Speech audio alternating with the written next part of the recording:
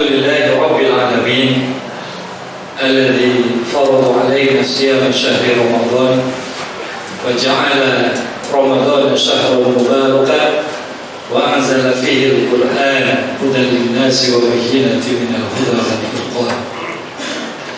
أشهد أن لا إله إلا الله وحده لا شريك له وأشهد أن محمدا عبده ورسوله الذي لا نبي ولا رسول بعده. اللهم صل وسلم وبارك على خاتم الأنبياء والمرسلين نبينا محمد وعلى آله وأصحابه أجمعين أما بعد. فيا أيها الحاضرون الكرام أوصيكم ونفسي بتقوى الله وطاعته فقد فاز المتقون. فيا أيها الذين آمنوا اتقوا الله حق تقاته ولا تموتن إلا وأنتم مسلمون. Ma'asyiral muslimin wa zumratal mu'minin rahimakumullah. Marilah kita tingkatkan takwa kita kepada Allah, takwa dalam arti yang sebenar-benarnya, yakni imtithalu awamirihi, berusaha semaksimal mungkin untuk menjalankan segala perintah Allah, wajtinabu nawahihi, dan menjauhi sejauh-jauhnya segala larangan-larangan Allah. Wa man yattaqillaha yaj'al lahu makhraja. Allah Subhanahu wa taala berjanji, siapapun di antara kita yang terus meningkatkan takwanya kepada Allah, yaj'al lahu makhraja, Allah akan buatkan untuknya makhraja atau jalan keluar atau solusi dari setiap kesulitan yang ia hadapi. Wa yarzuqhu min haitsu la yahtasib, dan memberinya kucuran rezeki bahkan dari jalan yang tidak ia sangka-sangka. Ma'asyiral muslimin wa zumratal mu'minin rahimakumullah. Di antara hikmah ibadah shaum Ramadan adalah dalam rangka menjaga kemuliaan kita sebagai makhluk Allah yang bernama manusia. Sebagaimana kita ketahui bersama bahwa manusia ditakdir oleh Allah Subhanahu wa taala sebagai makhluknya yang terbaik dengan segala potensi kebaikan yang dimilikinya. Maka Allah Subhanahu wa taala menegaskan, laqad khalaqnal insana fi ahsani taqwim. Sungguh kami telah cipta manusia dalam bentuk yang sebaik-baiknya. Tentunya dengan segala potensi yang luar biasa yang Allah sematkan kepada diri kita sebagai manusia. Namun summa radadnahu asfala safilin, manusia pun memungkinkan untuk terjerumus kepada kehinaan, kepada kesengsaraan, kepada hal yang amat sangat buruk, sehingga Allah Subhanahu wa taala menegaskan bahwa ada manusia-manusia yang lebih buruk daripada binatang ternak. Ulaika kal an'ami bal hum adall, bahkan lebih hina, lebih sesat, lebih buruk lagi dari binatang ternak. Namun ada hamba-hamba yang dimuliakan oleh Allah Subhanahu wa taala karena memaksimalkan potensi-potensi kebaikan yang dimilikinya atau yang Allah Subhanahu wa taala berikan kepadanya, yakni illal ladzina amanu wa 'amilus shalihat, mereka-mereka yang beriman dan beramal kebaikan, dan bagi mereka ada ajrun ghairu mamnun, pahala yang tidak mungkin putus-putus. Hadirin sekalian yang dirahmati oleh Allah Subhanahu wa taala, maka manusia dengan segala potensinya memungkinkan untuk menjadi khairul bariyah, menjadi makhluk yang terbaik, tapi memungkinkan pula untuk menjadi syarrul bariyah atau makhluk yang terburuk. Satu hal atau di antara hal yang bisa menjerumuskan manusia ke dalam lembah keburukan dan keterpurukan adalah hawa nafsunya.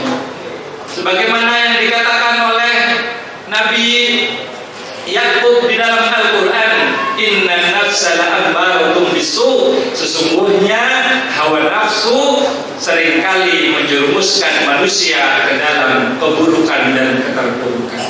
Illa ma rahima rabbi, kecuali yang dirahmati oleh Tuhanku, yakni Allah Subhanahu wa taala. Maka hadirin sekalian yang dirahmati oleh Allah Subhanahu wa taala, manusia tidak untuk dihilangkan. Allah tidak ingin kita acuh dengan hawa nafsu kita. Yang Allah inginkan adalah mengelola hawa nafsu. Bagaimana kita bisa mendapati kenikmatan, mendapati kesenangan dengan hawa nafsu kita, tapi Allah Subhanahu wa taala ridho. Dan ini yang diharapkan oleh Allah Subhanahu wa taala, yang dituntunkan oleh Nabi Muhammad sallallahu alaihi wasallam, bahwa manusia dengan hawa nafsunya yang seringkali menjerumuskan ke dalam hal-hal yang buruk bisa menjadi mulia, menjadi bahagia dengan hawa nafsunya, menjadi senang dengan hawa nafsunya, pun menjadi mulia dengan hawa nafsunya. Ma'asyiral muslimin rahimakumullah, ada sahabat Nabi yang setelah mengetahui bagaimana amalan seharian Nabi, berazam atau berkeinginan untuk sholat sepanjang malam dan tidak tidur. Ada juga yang mengatakan saya akan puasa setiap hari, dan ada juga yang mengatakan saya tidak akan menikah. Apakah Nabi rela dan senang mendengar apa yang diucapkan oleh sahabat-sahabat tadi? Ternyata tidak. Kemudian Nabi mengatakan bahwa aku sholat dan aku tidur, aku berpuasa dan aku berbuka, dan aku menikahi wanita. Maka sekiranya ada orang-orang, mohon maaf, di antara kita yang berusaha untuk menjauhi dunia, berusaha untuk tidak menikah, itu bukanlah sesuatu yang mulia.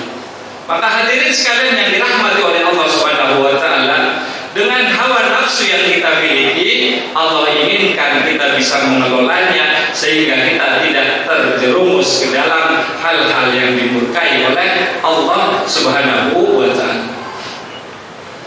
Hadirin yang dirahmati oleh Allah Subhanahu wa taala, di antara riyadhah atau ritual atau cara kita untuk mengelola hawa nafsu adalah dengan berpuasa. Bayangkan hadirin, Allah Subhanahu wa taala mengharamkan dari hal-hal yang dihalalkan untuk sementara saja, yakni di siang hari bulan Ramadan, dan untuk dihalalkan kembali di malam harinya, dalam rangka apa? Mengelola hawa nafsu kita, supaya kita bisa memanage hawa nafsu kita, supaya kita tidak didominasi oleh hawa nafsu kita.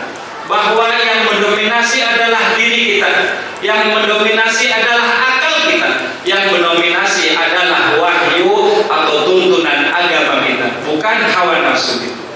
Kita merasa haus tapi kita tidak minum, kita merasa lapar tapi kita tidak makan, dan kita bisa, kalau kita bisa meninggalkan, mohon maaf, hal-hal yang dihalalkan oleh Allah Subhanahu wa taala, tentunya kita pun bisa meninggalkan hal-hal yang diharamkan oleh Allah Subhanahu wa taala. Maka hadirin sekalian yang dirahmati oleh Allah Subhanahu wa taala, mereka-mereka yang bisa mengelola hawa nafsunya adalah mereka-mereka yang akan sangat dekat dengan Allah Subhanahu wa taala. Terkait dengan keutamaan lapar, Nabi sallallahu alaihi wasallam bersabda kepada Sayyidatuna Aisyah, "Wahai Aisyah, ketuklah pintu langit dengan rasa lapar." Orang yang lapar ketika berdoa, makbul doanya dibanding dengan mereka yang kekenyangan. Maka ketika kita dapati ayat-ayat Al-Quran yang berbicara tentang puasa, maka kita dapati dalam surat Al-Baqarah ayat 183, ayat 184, ayat 185, dan yang menariknya adalah ayat 186-nya. Allah Subhanahu wa taala menjelaskan di ayat 186 ini kedekatannya yang luar biasa dengan hambanya.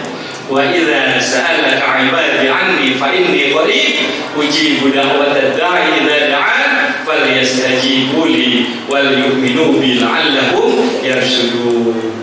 Bahwa hakikat puasa mendekatkan diri kita kepada Allah Subhanahu wa taala sedekat-dekatnya. Maka mereka-mereka yang beribadah puasa, mohon maaf, namun masih jauh dari Allah Subhanahu wa taala, masih memperturutkan hawa nafsunya, masih terdominasi dengan emosinya dan lain-lain sebagainya, maka dia belum dekat dengan Allah Subhanahu wa taala. Kemudian hadirin yang dirahmati oleh Allah Subhanahu wa taala, ayat selanjutnya adalah ayat 187. Masih bicara terkait dengan batasan-batasan ibadah puasa. Dan ayat 188-nya Allah Subhanahu wa taala menegaskan larangan bagi kita semua untuk memakan harta dengan cara yang batil. Allah Subhanahu wa taala berfirman, "A'udzubillahi minasyaitonir rajim. Wa la taqulu amwalakum bainakum bil batil wa tudlu biha ilal hukami litaqulu fariqam min amwalin nasi bil ismi wa antum ta'lamun." Dan janganlah kamu makan harta di antara kamu dengan jalan yang batil, dan janganlah kamu menyuap dengan harta itu kepada para hakim dengan maksud agar kamu dapat memakan sebagian harta orang lain dengan jalan dosa. Wa antum ta'lamun, dan kalian semua mengetahuinya. Tidak ada satu khusus atau yang diajak bicara khusus di ayat ini. Berbeda dengan ayat 183-nya, Allah Subhanahu wa taala menyeru kita, ya ayyuhalladzina amanu kutiba alaikumusiyam.